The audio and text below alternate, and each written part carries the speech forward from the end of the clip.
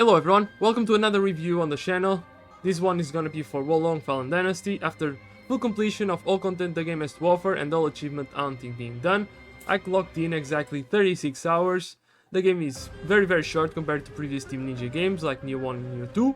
Some parts of it are great, are fluid and are what pretty much you can expect from Team Ninja. Even though names of the games change, their inherent systems, the combat and progression systems seem to follow the same rules and the same compact fluidity and feeling. So, and you can even tell, even on the Strangers of Paradise game they made, it's pretty much Nioh but Final Fantasy setting. Now, if you ask me, that is good and bad, why change something that isn't broken, right? The problem is repetition sinks in much faster, and the innovations and changes they made for Wolong just aren't enough to distance itself from Nioh. The whole game as well feels like an expansion for Nioh 2, and you can clearly notice the low budget, some enemy models and enemy design is reused, even some of the level assets and levels itself, which does not paint Team Ninja in a good light. But less rambling and more going over the different sections of the game, shall we? For story. I would like to say good things about the story of Wolong, but again, it's no secret that Team Ninja's forte isn't story design and writing. Nioh and Nioh 2 was pretty much average when it comes to presenting a good story, and what I find unbelievable is that Team Ninja always follows the same formula when writing a story. I mentioned this in my early thoughts, but the way Wolong ended solidified my beliefs. Team Ninja's story formula is the following: find something that gives demonic powers to people, have a shady figure that is manipulating historical leaders and generals of armies to use set something. In Nioh it was Afek Amrita, and in Wolong it's called Elixir. You then fight the armies of these generals that use the corrupted object on their armies, and you also fight these corrupted generals and their demonic versions as bosses. At the end of the game you finally fight this shady figure that has been manipulating everyone. It's Team Ninja's story model one-on-one. To the T, I'm not kidding. Go play Nioh 1, go play Nioh 2 and play Wolong. It feels like I'm playing the same game over and over with many minimalistic improvements to the game systems, and the story remains the same. Only the names and locations or the area the game takes place changes. There is not much else to speak here. Very formulaic story design that never takes any risks and borderlines on repetition. In Wolong it's the same formula but on the Dynasty Warrior setting, so you know what to expect. Me, I'm not a fan of this. For progression systems and world, this will be a song I'll be probably singing for every session, but I need to say it. If you play Nioh or Nioh 2, there isn't much new in Wolong when it comes to progression systems. Yes, it may have a different name, but it's the same systems with another coat of paint. In Wolongfallendynastygasmeplay you'll be playing across different restricted areas, where you are able to level up by killing normal enemies and bosses. With each level up you can assign then points into 5 different virtues, which are related to the elements. They are metal, water, fire, wood and earth. I manually assign points to fire and wood, since with more fire virtue points you get higher attack power on your weapon, higher fire damage, and it worked very well on my build since the glaive I was using had a fire suffix and higher spirit gain when attacking. Afterwards I went with wood virtue, as it increases HP by a large amount, it increases when deflecting, spirit when deflecting, which you'll be doing all the time, and of course it also increases equipment carry weight. The other 3 virtues, while good, I didn't find myself dumping too many points into them due to how I define my playstyle and build. Earth virtue greatly increases equipment carry weight, and I did find myself dumping some points here, but very few and far between as I switched some gear around, which was very rare for me during the whole game. Metal virtue is more focused on your wizarding spells, so if you plan to have a build focus on them, this is a virtue to go for, as it will increase your spirit sustainability and reduces also spellcasting cost. Lastly, water virtue is something you would go for if you plan a build more focused on around stealth. It boosts the amount of spirit consumed when deflecting, but above all, enemies will take longer to detect you if you are sneaking around.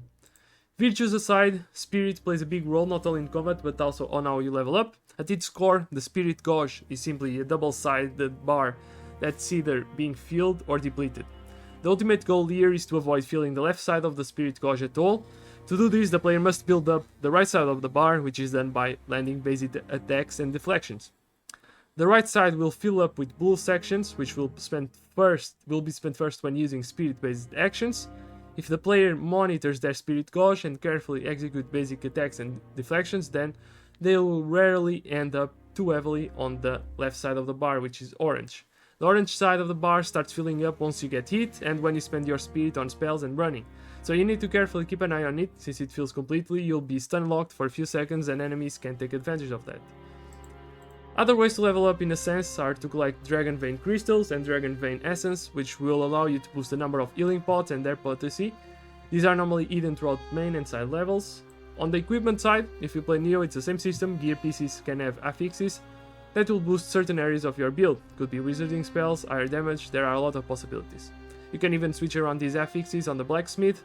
There is also gear rating, the higher the rating, the higher the affix pool on the gear or weapon piece. Upgrades will boost also the inherent stats of the gear piece, but not the affix stats. Lastly, there are the morale and battle flags. These will play a key role on how you progress through a level. The player has two options. You can either not collect them, and mobs and bosses in general will be very hard because their morale level will be way high compared to yours. Or you can explore the entire level and collect them all. This will scale you up to the boss level and sometimes even higher depending on whether or not you are hit by any red critical attacks that enemies do. It's a mechanic that discourages exploration if you like the game to be harder, as collecting all the flags will make you everything significantly easier. Ending this section, thoughts on the road part. There is not much to say here. Level design is average as is usual on Team Ninja games. There is no fascinating landscapes to explore and intricate level design you usually see on From Software games. Very generic look to levels overall, and these are restricted areas. Side content will usually take the main levels and make them even more restricted, reusing them as once again is usual in Team Ninja games. Overall, the devs are very formulaic and don't deter from how they make games, even if it's a completely different IP. That's what it seems. Combat. You played it already. It's flashy, it's fluid, it's punchy, it's Team Ninja best feature in their games. It's the same here.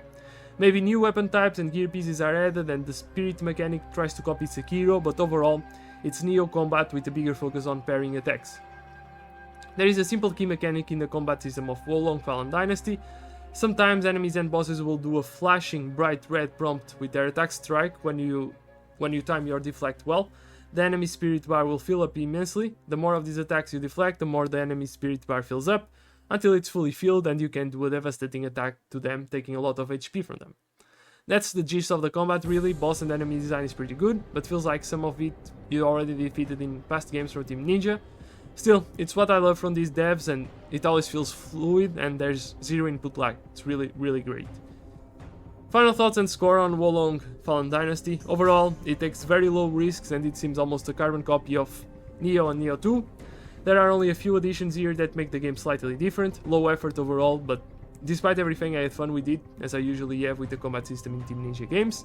Still, that is not an excuse for copy-pasting assets and designing unique progression systems, and not designing unique progression systems for a new IP. I would recommend Wolong Fallen Dynasty when it's on sale. Performance was good for me, stable 120 FPS, and good mouse and keyboard implementation. Still, I wouldn't buy it on full price unless you are itching for more Nioh. That's a wrap, guys. I hope you enjoyed this review on Wolong Fallen Dynasty, and stay tuned for a review on Dredge and on Resident Evil 4 Remake. Both are kinda short games, so there are no early thoughts videos for those. Have a good one, guys. Bye.